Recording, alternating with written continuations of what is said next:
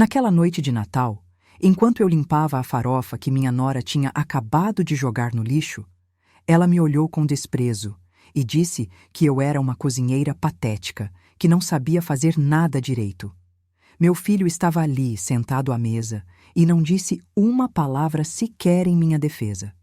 Eu apenas sorri, limpei a cozinha em silêncio e fingi que aquilo não tinha me atingido. Mas eu sabia exatamente o que estava por vir. Em janeiro, quando eles receberam a notificação de despejo do apartamento que achavam que era deles, foi aí que a máscara começou a cair. E o que eles não imaginavam é que aquela velha patética que não sabia cozinhar estava prestes a virar o jogo completamente. O apartamento onde moravam era meu. A conta bancária gorda que sustentava o estilo de vida deles também era minha. E eu estava absolutamente cansada de ser tratada como capacho na minha própria família. Se você está me ouvindo agora e quer saber como uma mãe humilhada na ceia de Natal conseguiu dar a volta por cima e colocar cada um no seu devido lugar, fica comigo até o final dessa história. E se você gosta de histórias reais de superação e justiça, se inscreve no canal e me conta nos comentários de onde você está me ouvindo. Pode ser de casa, do trabalho, da academia, eu quero saber. Porque o que eu vou contar aqui é real, doeu na alma, mas teve um final que valeu cada lágrima. Meu nome é Teresa, tenho 63 anos e passei as últimas 4 décadas da minha vida me dedicando inteiramente à minha família.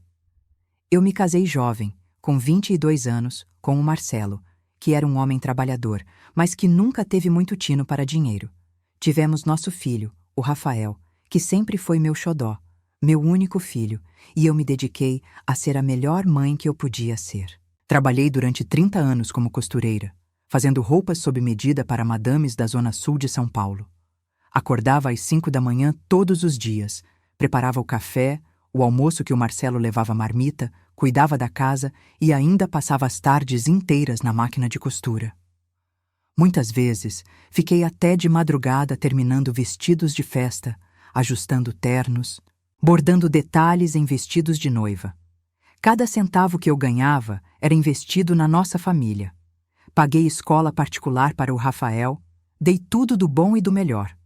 Quando ele quis fazer faculdade de administração, mesmo sendo cara, eu fiz hora extra, aceitei todo tipo de serviço e paguei os 4 anos de faculdade dele sem pestanejar.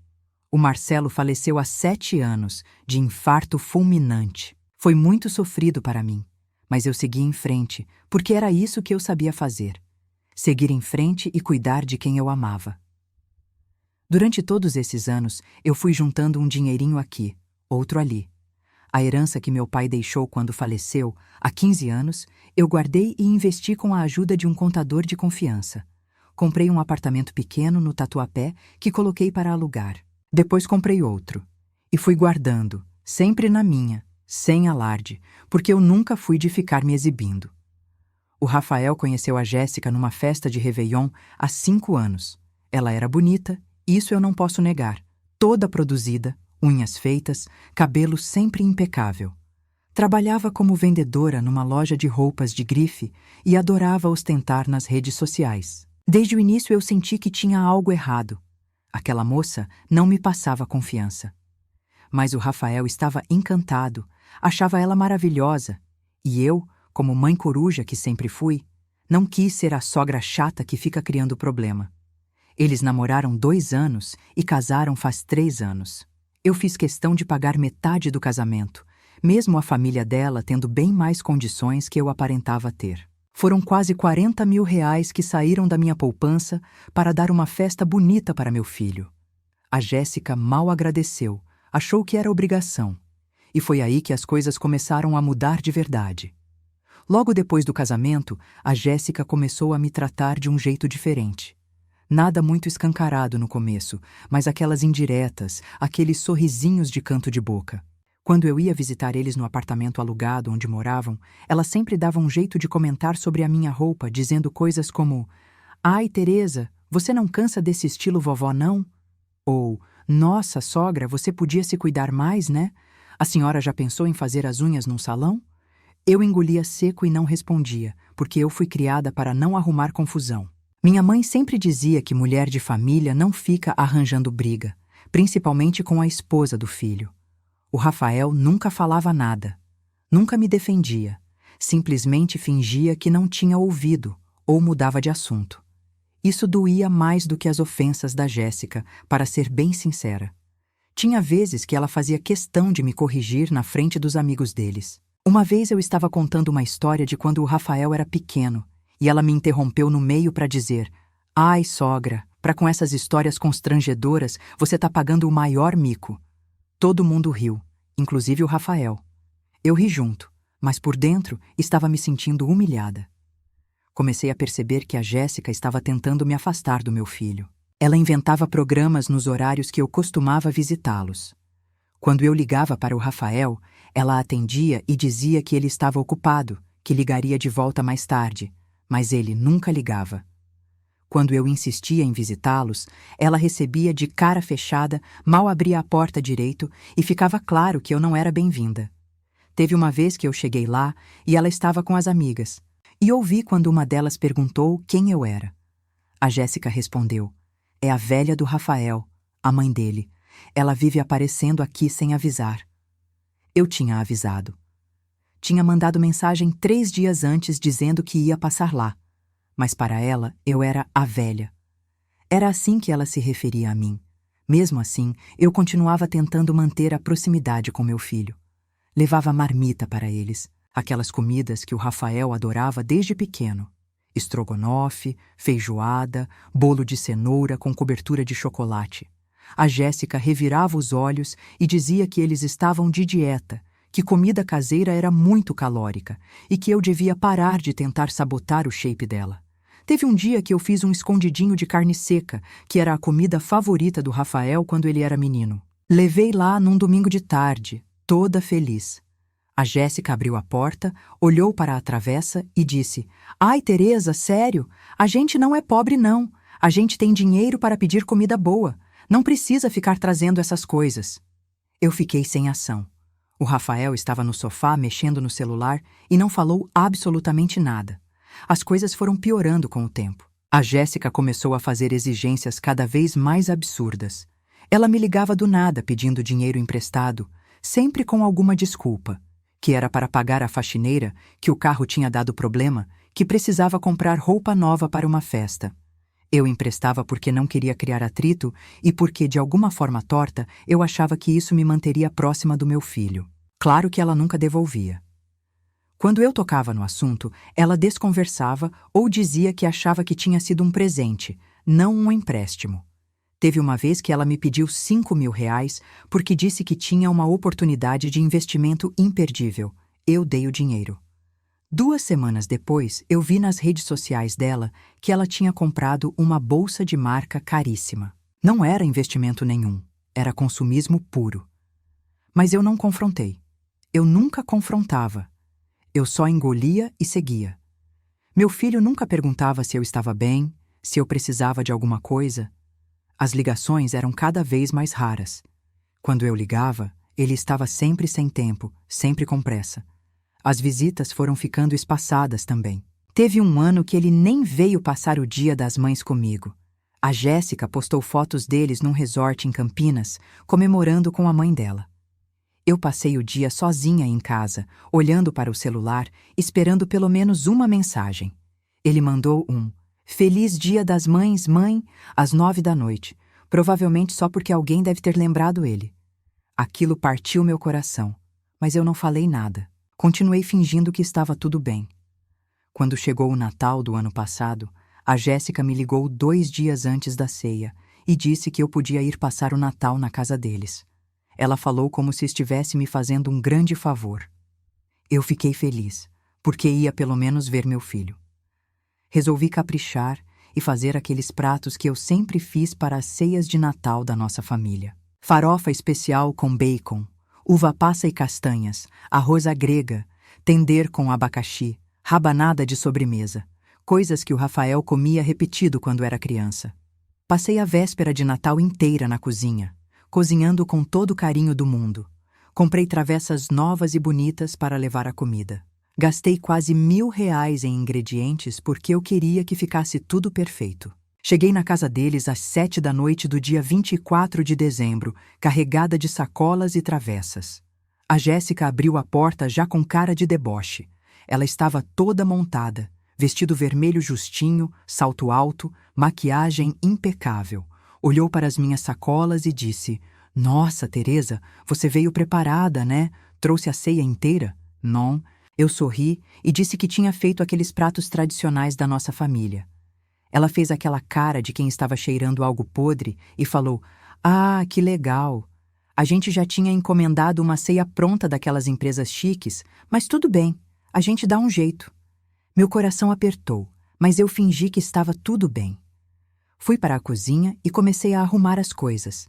O Rafael apareceu, me deu um abraço rápido e meio sem graça, e logo voltou para a sala onde estavam os amigos deles. Tinha um monte de gente que eu não conhecia, todos jovens, bebendo vinho caro e rindo alto. Eu me senti completamente deslocada. A ceia já estava montada na mesa quando eu cheguei. Era realmente uma ceia encomendada, toda chique, com camarões, tender já fatiado, importados, coisas sofisticadas. As minhas travessas ficaram meio jogadas na cozinha. Ninguém nem perguntou o que eu tinha trazido. Na hora de comer, eu tímida ofereci a minha farofa, dizendo que era especial, feita do jeito que o Rafael sempre gostou. A Jéssica pegou uma colherada só para não ser mal educada na frente dos convidados. Ela colocou na boca, mastigou uma vez e imediatamente fez uma careta de nojo.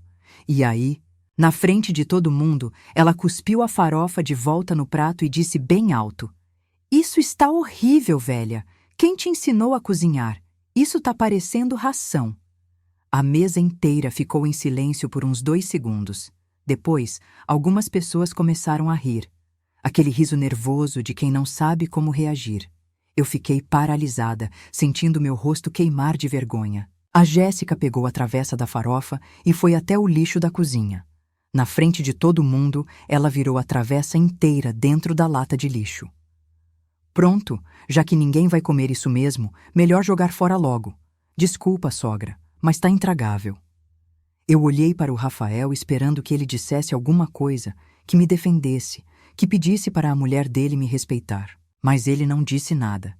Ele olhou para o prato dele, bebeu um gole de vinho e simplesmente mudou de assunto, começando a falar sobre um carro que queria comprar. Foi naquele momento que algo dentro de mim quebrou. Não foi raiva imediata, não foi desespero. Foi uma clareza fria e cristalina. Eu percebi que eu tinha passado anos sendo tratada como lixo, exatamente como a minha farofa tinha acabado de ser tratada. E eu percebi também que eu tinha poder. Eu tinha muito mais poder do que aqueles 2 mimados poderiam imaginar. Eu só sorri, levantei da mesa e fui para a cozinha limpar a bagunça. Ninguém veio me ajudar. Ninguém veio pedir desculpas. Eu lavei as travessas em silêncio, sequei, guardei nas sacolas. A festa continuou na sala. As risadas ficaram mais altas conforme o vinho corria solto. Eu fiquei ali na cozinha, sozinha, no dia de Natal, e tomei uma decisão que mudaria tudo. O apartamento onde eles moravam era meu. Eu tinha comprado aquele imóvel há 3 anos, pouco depois que eles casaram, e deixei eles morarem lá sem pagar aluguel. Na época, eu disse para o Rafael que era um apartamento que um amigo meu tinha e que estava vazio, e que esse amigo deixaria eles ficarem lá pagando um aluguel simbólico que eu mesma pagava sem eles saberem. Eles achavam que o tal amigo era o proprietário. Eles não faziam ideia de que o apartamento estava no meu nome. Durante esses 3 anos, eu paguei condomínio, IPTU, todas as contas fixas. Quando algo quebrava, eu que contratava o técnico e pagava o conserto, sempre inventando que o proprietário tinha autorizado. Eles viviam ali como se fossem os donos, sem pagar nada, sem agradecer nada, sem ter a menor noção de que era a velha patética que não sabia cozinhar, que estava bancando o teto acima das cabeças deles. Além disso, eu tinha 2 outras propriedades, um apartamento menor na Penha que estava alugado e uma sala comercial na região central que também rendia um aluguel bom. As aplicações financeiras que eu tinha feito com a herança do meu pai tinham crescido bastante. Eu não era rica, mas estava muito longe de ser pobre. Eu tinha, na verdade, uma situação financeira confortável, e eles não sabiam de nada disso.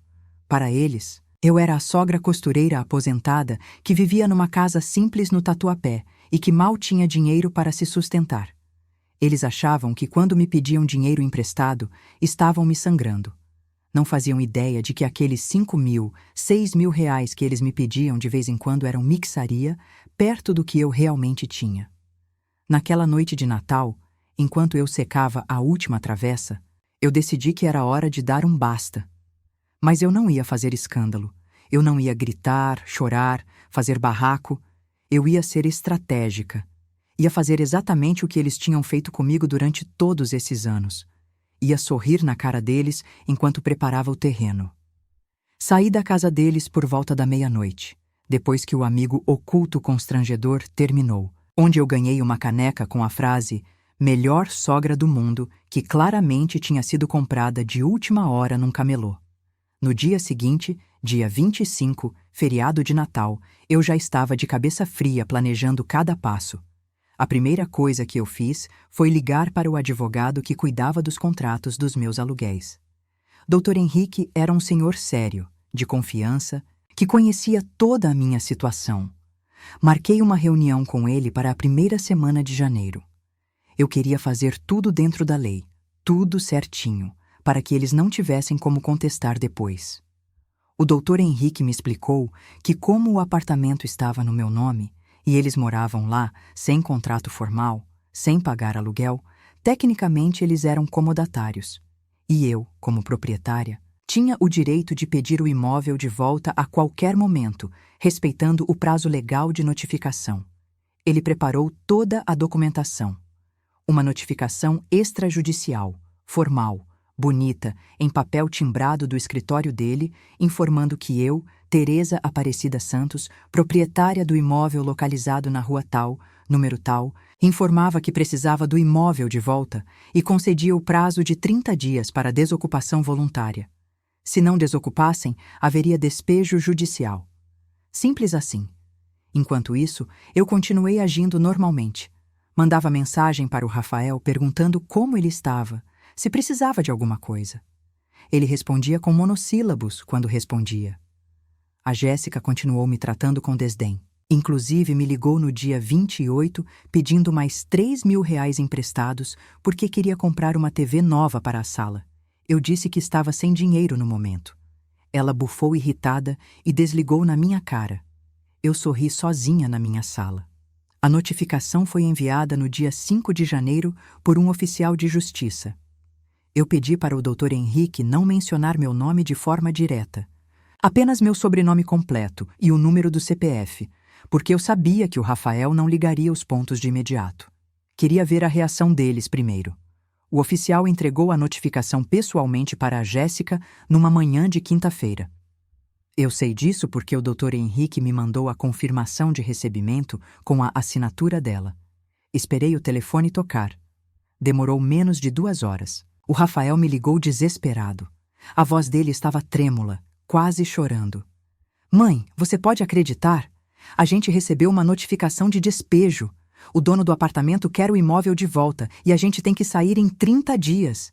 A gente não tem para onde ir, mãe. O que a gente vai fazer?" Eu fingi surpresa. Falei com a voz mais preocupada que eu consegui. "Como assim, filho? Despejo. Mas vocês pagam o aluguel em dia, não pagam?" Ele gaguejou do outro lado da linha. "É que... Na verdade, mãe, a gente não paga aluguel. O apartamento era de um amigo seu, você lembra? Você disse que ele deixava a gente ficar aqui de graça, que era um favor." Eu fingi que estava lembrando. "Ah, sim, sim. Nossa, que situação difícil, filho. Mas o dono do apartamento deve ter os motivos dele, né? Ele tem o direito de pedir o imóvel de volta." Rafael estava claramente desesperado. "Mas, mãe, a gente não tem para onde ir. A gente não tem dinheiro guardado para dar entrada num aluguel novo, pagar fiador, essas coisas todas. A Jéssica está tendo um ataque aqui. Você não pode conversar com seu amigo, pedir para ele dar mais tempo para a gente?" Eu suspirei do outro lado da linha. "Filho, eu posso tentar, mas não sei se vai adiantar. Vocês sabem quem é o proprietário?" Tá escrito o nome na notificação? Ele demorou uns segundos. Tá sim. Deixa eu ver aqui. Teresa Aparecida Santos, CPF tal. Silêncio do outro lado. Eu podia quase ouvir o cérebro dele processando a informação. Mãe, esse CPF é o seu? Eu não disse nada. Deixei o silêncio falar por mim. Mãe, o apartamento. É seu? É você a dona do apartamento esse tempo todo? A voz dele estava incrédula agora, confusa. Eu respirei fundo e falei com calma. Sim, Rafael, o apartamento é meu. Eu comprei ele há 3 anos para vocês morarem. Eu paguei condomínio, IPTU, todas as contas durante todo esse tempo. Eu nunca cobrei nada de vocês porque eu queria ajudar. Mas agora, eu preciso do apartamento de volta. O silêncio dele foi ensurdecedor. Depois ele explodiu. Como assim você precisa do apartamento de volta? Você vai fazer a gente ficar na rua, mãe? A sua própria família? Eu mantive a voz calma, quase doce. Eu não vou deixar vocês na rua, Rafael. Eu estou dando 30 dias para vocês se organizarem e encontrarem outro lugar. Isso é mais do que justo. Vocês são adultos, têm emprego, podem procurar um aluguel que caiba no bolso de vocês. Ele estava quase gritando agora. Mas mãe, a gente não tem dinheiro para isso. A gente vive apertado todo mês. Como a gente vai conseguir juntar dinheiro para depósito, primeiro aluguel, essas coisas, em 30 dias? Eu quase ri. Viver apertado. A Jéssica postando foto com bolsa de 10 mil reais, viagens todo fim de semana, restaurantes caros, e eles viviam apertados. Filho, eu acredito que vocês vão dar um jeito. Vocês são criativos, vão conseguir. E se não conseguirem, sempre tem a opção de vocês venderem algumas coisas, né? A Jéssica tem bastante coisa de valor, pelo que eu vejo nas fotos. A voz dele ficou mais dura. A senhora tá fazendo isso por causa daquele dia do Natal. Por causa da farofa? A Jéssica já me falou que exagerou, que foi sem querer. Eu interrompi ele, e pela primeira vez em muito tempo, deixei um pouco da minha mágoa transbordar. Sem querer? Ela me chamou de velha, disse que minha comida estava horrível, jogou no lixo na frente de todo mundo, e você ficou sentado sem dizer uma palavra, Rafael. Uma palavra sequer. Mas não, filho, não é só por causa da farofa. É por causa dos últimos anos inteiros. É por causa de cada vez que você deixou ela me humilhar e não fez nada. É por causa de cada vez que vocês me pediram dinheiro e nunca devolveram. É por causa de cada vez que eu fui tratada como um estorvo na vida de vocês. Ele ficou sem resposta por alguns segundos. Depois tentou mudar de estratégia, a voz ficando mais suave, quase manipuladora. Mãe, eu sei que a gente errou. Eu sei que a Jéssica às vezes exagera. Mas a senhora é minha mãe. A senhora sempre foi tão boa, sempre cuidou de mim. A senhora não vai mudar agora, vai? E ali eu percebi. Ele estava contando com isso. Contando que eu ia ceder, como sempre cedi.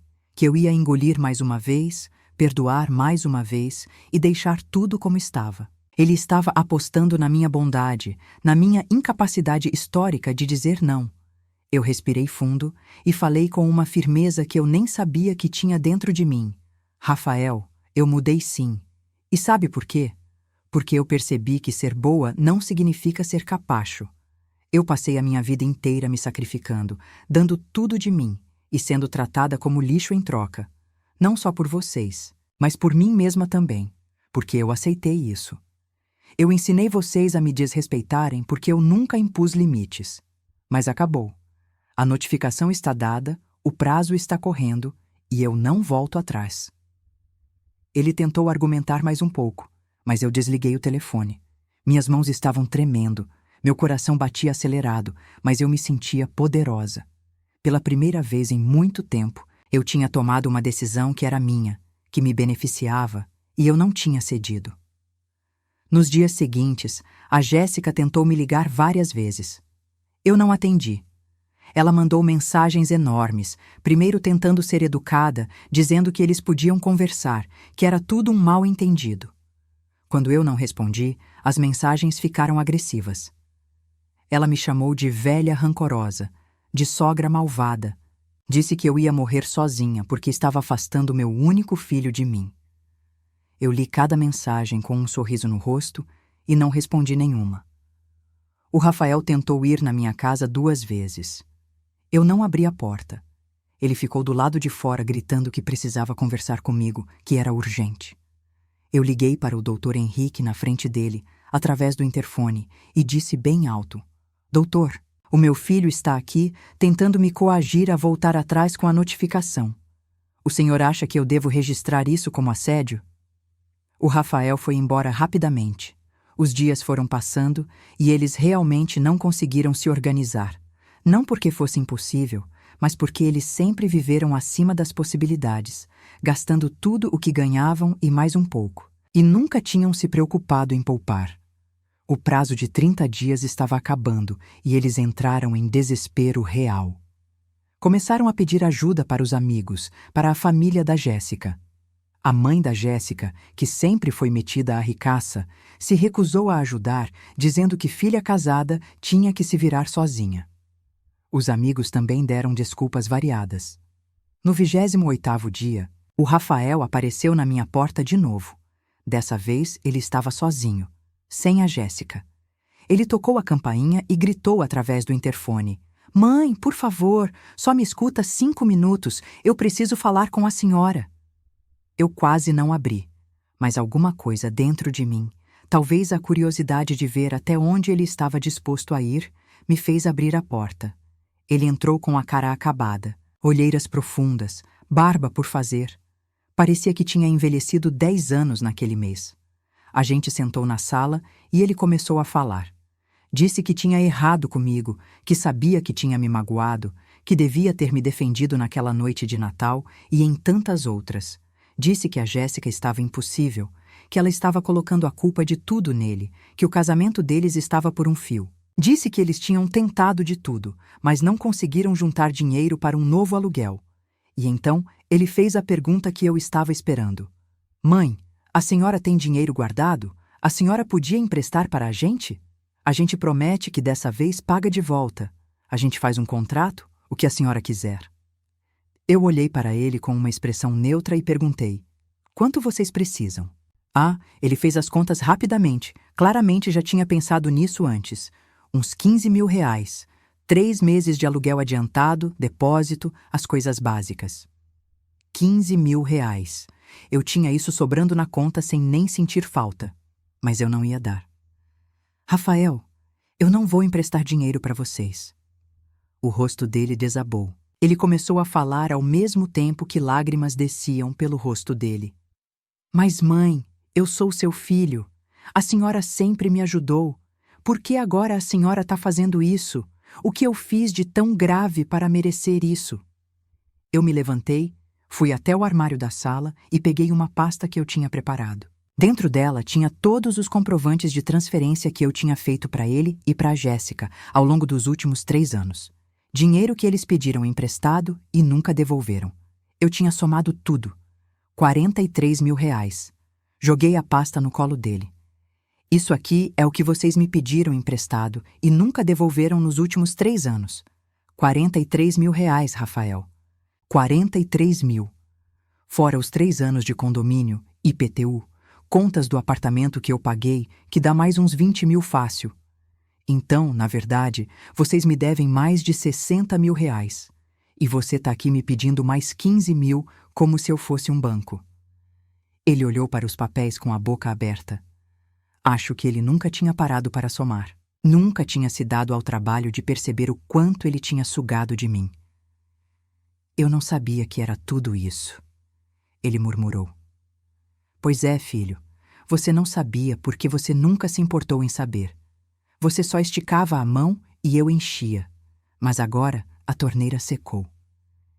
Ele ficou em silêncio por um longo tempo, olhando para os papéis. Depois, ele levantou o rosto para mim e perguntou: E agora, mãe? O que a gente vai fazer? A senhora realmente vai deixar a gente na rua? Eu suspirei. Vocês não vão ficar na rua, Rafael. Vocês vão procurar um apartamento mais barato, vão vender as coisas supérfluas que vocês têm, vão aprender a viver dentro das possibilidades de vocês. Vão fazer o que todos os adultos responsáveis fazem.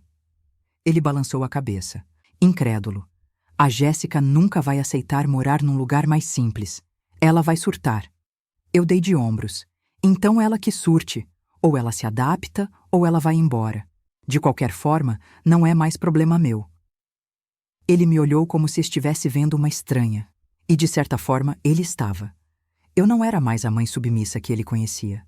Ele saiu da minha casa naquele dia sem mais nenhuma palavra. Nos dias seguintes, como eles não desocuparam voluntariamente o apartamento, o Dr. Henrique entrou com a ação de despejo judicial. O processo foi rápido, porque eles não tinham como se defender, não tinham contrato, não pagavam aluguel, não tinham direito nenhum sobre o imóvel. Em menos de 2 meses, o oficial de justiça foi até lá e supervisionou a retirada deles do apartamento. Eu não fui lá no dia, não quis ver. O Dr. Henrique me mandou fotos depois do apartamento vazio. Eles tinham levado tudo, obviamente, mas tinham deixado o lugar limpo, o que foi uma surpresa. Talvez tenha sido a única demonstração de respeito que eles tiveram comigo em todo esse tempo. Soube por terceiros que eles conseguiram alugar um apartamento bem menor na Zona Leste, num bairro mais simples, bem longe da região nobre onde moravam antes. O aluguel cabia no orçamento deles, mas apertado. A Jéssica teve que vender várias das bolsas de grife dela e algumas joias para conseguir o dinheiro do depósito. Rafael me mandou uma mensagem alguns dias depois dizendo que eles tinham se mudado, que estava tudo bem e que ele esperava que eu estivesse feliz com o que tinha feito. Não tinha raiva na mensagem, só uma tristeza resignada. Eu não respondi. Durante os meses seguintes, eu fiquei em paz comigo mesma. Reformei o apartamento, coloquei uns móveis novos e aluguei para um casal de professores universitários que paga em dia e cuida do lugar como se fosse deles. O aluguel agora entra na minha conta todo mês e eu uso esse dinheiro para viajar. Eu sempre quis conhecer o Nordeste e agora estou fazendo isso. Já fui para Porto de Galinhas, para Maceió, para Fortaleza. Estou programando uma viagem para Jericoacoara. Estou vivendo, de verdade, pela primeira vez em décadas. Não estou vivendo em função de ninguém, só em função de mim mesma. Eu entrei para um grupo de dança sênior aqui no bairro. Faço aulas de forró 2 vezes por semana. Fiz amizade com outras mulheres da minha idade que também passaram por situações parecidas com a minha. Filhos ingratos, relacionamentos abusivos, anos de sacrifício sem reconhecimento. A gente se apoia, se diverte, vive. Eu aprendi a fazer crochê e estou vendendo algumas peças num grupo de artesanato online. Não é pelo dinheiro, é pelo prazer de criar, de ser reconhecida pelo meu trabalho. O Rafael tentou se reaproximar algumas vezes. Mandou mensagem no Dia das Mães, no meu aniversário, no Natal. Mensagens curtas, formais, sem profundidade. Eu respondi com educação, mas mantive distância. Teve um dia, uns 5 meses depois do despejo, que ele apareceu na minha porta de novo. Dessa vez, ele estava diferente. Mais magro, mais humilde. Tocou a campainha e, quando eu atendi, ele perguntou se podia entrar. Eu deixei. A gente sentou na sala e ele começou a falar. Disse que o casamento dele tinha acabado, que a Jéssica não tinha aguentado a mudança de padrão de vida e tinha pedido a separação. Ela tinha voltado para a casa da mãe dela e já estava com outro namorado, um cara mais velho, com dinheiro. Rafael estava morando sozinho agora, no tal apartamento pequeno, e pela primeira vez na vida estava tendo que se virar completamente sozinho. Pagar as contas, fazer comida, limpar a casa, tudo. E ele disse que isso tinha sido uma lição brutal, mas necessária. Ele disse: "Mãe, eu passei a minha vida inteira esperando que alguém fizesse as coisas por mim. Primeiro a senhora, depois a Jéssica. Eu sempre tive alguém. E quando a senhora me tirou o chão, eu caí. Caí muito forte. Mas agora eu tô aprendendo a ficar de pé sozinho. E eu percebi o quanto eu fui injusto com a senhora durante todos esses anos." Eu ouvi ele em silêncio. Parte de mim queria abraçar ele, dizer que estava tudo bem, que eu perdoava. Mas a outra parte, a parte que tinha aprendido a não ser capacho, sabia que não podia ser tão fácil assim. "Rafael, eu agradeço você ter vindo aqui reconhecer isso. De verdade. Mas reconhecer não apaga o que foi feito. Não apaga as humilhações, a falta de respeito, os anos que eu passei me sentindo invisível na sua vida. Ele concordou com a cabeça, os olhos marejados. Eu sei, mãe. Eu não estou esperando que a senhora me perdoe de uma hora para outra. Eu só queria que a senhora soubesse que eu estou mudado, ou pelo menos tentando mudar, e que eu sinto muito, muito mesmo. Eu respirei fundo e falei: eu aceito o seu pedido de desculpas, mas eu preciso que você entenda uma coisa. Eu não vou mais ser aquela mãe que você conhecia. Eu não vou mais me anular para te agradar. Eu não vou mais emprestar dinheiro. Não vou mais passar pano para desrespeito. Não vou mais aceitar migalhas de atenção. Se você quiser reconstruir uma relação comigo, vai ter que ser nos meus termos. Ele prometeu que entendia, que estava disposto. E aos poucos, muito devagar, a gente começou a reconstruir alguma coisa. Mas não foi como antes. Eu não deixei ser como antes. Ele vem me visitar uma vez por mês. E eu deixo claro quando ele pode vir e quando não pode. Ele me convida para almoçar fora às vezes, e ele que paga, porque eu não aceito mais ser tratada como coitada. Quando ele tenta voltar aos velhos hábitos, quando ele tenta me pedir favores sem considerar o meu lado, eu corto na hora. E sabe o que eu percebi? Que estabelecer limites não me afastou dele. Na verdade, criou um respeito que nunca existiu antes. Hoje, 1 ano e meio depois daquele Natal fatídico, eu posso dizer que sou uma mulher completamente diferente. Eu uso roupas que eu gosto, não roupas que escondem o meu corpo porque eu tô com vergonha. Eu saio com minhas amigas, viajo, danço, rio alto. Eu ocupo espaço sem pedir desculpas. Eu descobri que nunca é tarde para recomeçar. Que a gente pode passar 60 anos sendo de um jeito e decidir ser de outro. Que não existe isso de é assim que eu sou. A gente pode mudar. A gente pode evoluir. A gente pode dizer não. A história da farofa que foi jogada no lixo no Natal virou o símbolo da minha libertação. Porque foi naquele momento, vendo aquela comida que eu tinha feito com tanto carinho sendo desprezada, que eu decidi que eu não ia mais permitir ser tratada como descartável. Eu vali muito mais do que eles jamais reconheceram. E agora eu sei disso. Agora eu vivo isso. As pessoas às vezes me perguntam se eu me arrependo de ter despejado meu próprio filho. Se eu acho que fui muito dura, muito cruel. E a minha resposta é sempre a mesma: não. Eu não me arrependo nem um pouco, porque o que eu fiz não foi crueldade, foi amor próprio. Foi me colocar em primeiro lugar pela primeira vez na vida. Foi ensinar para o meu filho que ações têm consequências, que desrespeito não é aceitável, que mãe também é gente e também merece dignidade. Se eu tivesse cedido naquele momento, se eu tivesse voltado atrás e deixado eles continuarem morando de graça no meu apartamento, se eu tivesse emprestado mais dinheiro, eu teria ensinado para eles que não importa o quanto me tratem mal, eu sempre vou estar ali como capacho. E isso não ia ser bom nem para mim, nem para eles. Às vezes, o maior ato de amor que a gente pode fazer por alguém é deixar que eles enfrentem as consequências das próprias escolhas. Eu tenho uma amiga, a Neuza, que está passando por uma situação parecida com a filha. A filha dela é casada com um homem controlador que não deixa ela visitar a mãe, que fala mal da Neuza na frente dela, que manipula a situação toda, e a Neuza fica lá, sofrendo, chorando, mas sem fazer nada com medo de perder a filha de vez. Eu converso muito com ela, conto a minha história e falo: Neuza, você já perdeu sua filha. Ela já não está mais presente na sua vida de verdade. A diferença é que você está se perdendo também no processo, se anulando, sofrendo. Coloca limites. Exige respeito. Se ela se afastar, ela já estava afastada mesmo. Mas pelo menos você vai estar inteira, vai estar de pé. É difícil para ela entender isso, porque a gente foi criada com essa ideia de que mãe aguenta tudo, que amor de mãe é incondicional, que mãe nunca desiste. E sim, amor de mãe é forte, é profundo. Mas amor de mãe também não pode ser sinônimo de autodestruição. A gente pode amar os nossos filhos e ainda assim exigir respeito. A gente pode ser mãe e ainda assim ser uma pessoa com necessidades, desejos, limites. Hoje eu acordo de manhã e a primeira coisa que eu sinto é gratidão. Gratidão por ter tido coragem de mudar, de dar aquele basta, de não aceitar mais ser tratada como capacho. Gratidão pelo apartamento vazio que se transformou numa fonte de renda. Gratidão pelas viagens que eu tô fazendo. Gratidão pelas amigas novas que eu fiz.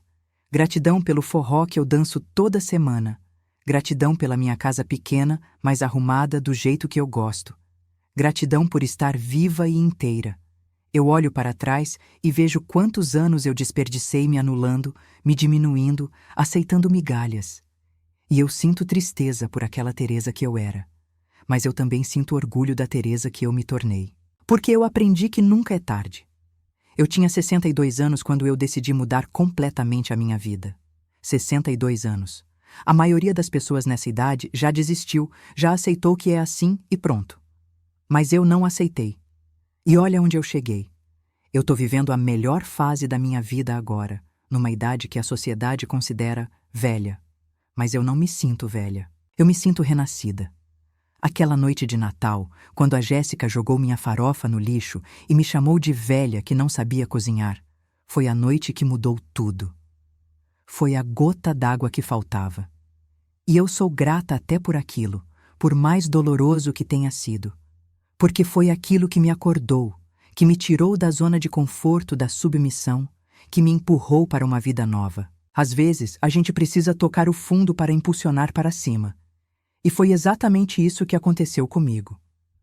Hoje, quando eu faço aquela farofa especial, eu faço para mim mesma. Eu coloco numa travessa bonita, sento na minha mesa e como com prazer, saboreando cada garfada. E eu penso, essa farofa tá uma delícia. E quem não reconhecer isso, problema é deles, não meu. Porque eu aprendi que a opinião dos outros sobre mim não define quem eu sou. Que eu não preciso da validação de ninguém para saber o meu valor, que eu sou suficiente, eu sou capaz, eu sou digna, independente de qualquer coisa. O Rafael hoje me respeita de um jeito que ele nunca respeitou antes. E sabe por quê? Porque eu me respeito. Porque eu estabeleci limites claros e não abro mão deles. Porque eu mostrei que eu tenho voz, tenho vontade, tenho poder. E isso mudou completamente a dinâmica entre a gente.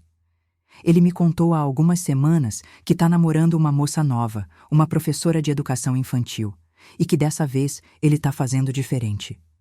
Está estabelecendo limites desde o início, está sendo parceiro de verdade, está valorizando quem está do lado dele. E ele disse que foi a lição que eu dei nele que ensinou isso, que ele precisava perder tudo para aprender a valorizar. Eu fiquei feliz por ele, de verdade, porque no final das contas eu nunca quis destruir meu filho.